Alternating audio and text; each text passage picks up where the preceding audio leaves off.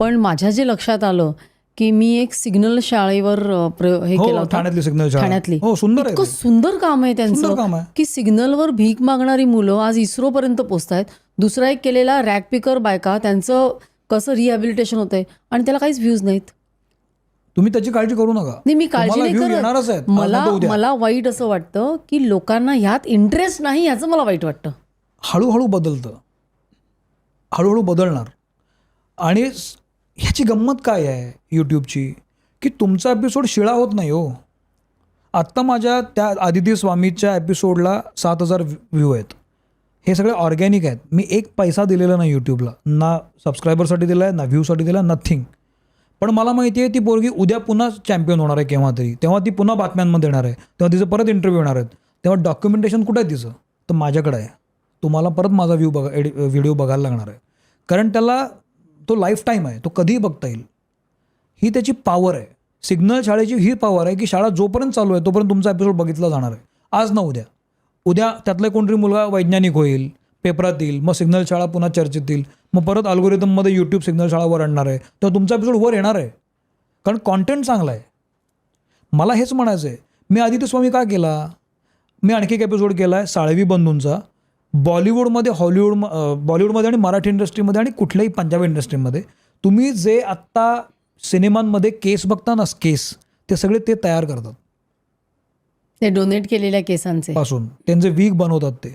अगदी तुम्ही कुठले तुम्ही यू नेम इट, म्हणजे बर्फीमधले केस त्यांचे आहेत, KGF मधले त्यांचे आहेत, बाहुबलीमधले त्यांचे केस आहेत, हे सगळे त्यांनी केलेले केस आहेत.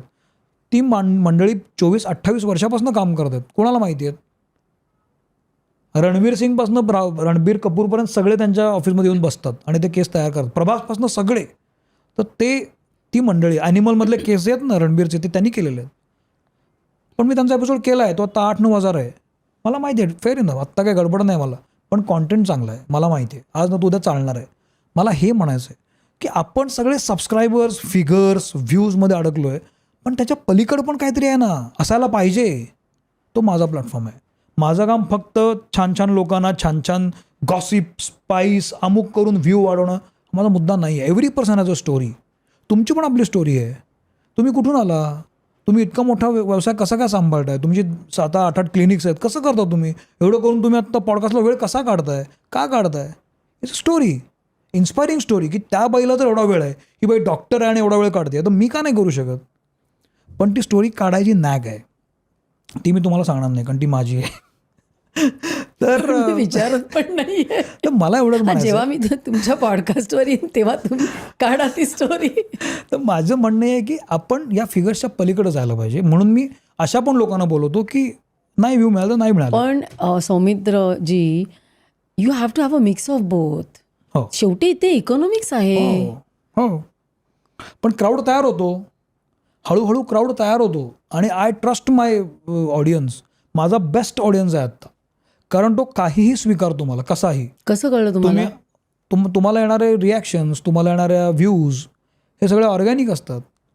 मी आत्ता त्यांना, उदाहरणार्थ आत्ता मी त्यांना आनंद निंगळे देतो, पुढच्या आठवड्यात कोणतरी साळवी म्हणूनच देतो, त्याच्या पुढच्या आठवड्यात पोलीस आयुक्त अमितेश कुमार येतात, त्याच्या पुढच्या आयुष्यात आणि कोणतं येतं.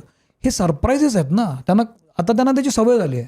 आता ते वाट बघतात की पुढच्या आठवड्यात कोण आहे, कारण तो क्राऊड तयार होतो हळूहळू. त्याची स्टेट ऑफ माइंड तयार होते. लोक एकमेकाला जोडले जातात. माझ्या पॉडकास्टचं ब्रीदवाक्यच आहे, भले ते घडो. आणि दुसरं, चांगली माणसं जोडली जाणं महत्त्वाचं. ही चांगली माणसं जोडतोय मी आत्ता, आणि ते जोडली जात आहेत. आनंद कुलकर्णी यांचा एक एपिसोड मी केला, तो माणूस कोणाला माहीतच नाही, मला माहिती आहे, पण तो स्ट्रेसवर बोलला आहे. आज मला मेसेजेस आहेत की तू बरं झाला एपिसोड केलास, मला खूप रिलीफ वाटतंय, बरं झालं आत्ता तू ह्या टप्प्यावर मला एपिसोड दिलास, मला इतकं मोकळं वाटतं, माझ्या प्रश्नांची उत्तरं मला मिळाली. हे काय, हे भारी आहे ना. मला इतकं भारी वाटतं असं केलं की. आणि डिजिटल मीडियाच्या क्राऊडची गंमत ही की तो डायरेक्ट बोलतो तुमच्याशी. मगाशी तुम्ही बोललात ना, मला ट्रोलर्सची भीती वाटत नाही, मी ट्रोल झालेलो नाही. ही क्लिप शेवटपर्यंत बघितल्याबद्दल खूप खूप धन्यवाद. संपूर्ण एपिसोड बघण्यासाठी खाली दिलेल्या लिंकवर क्लिक करा आणि सर्व काही चॅनलला सबस्क्राईब करायला विसरू नका.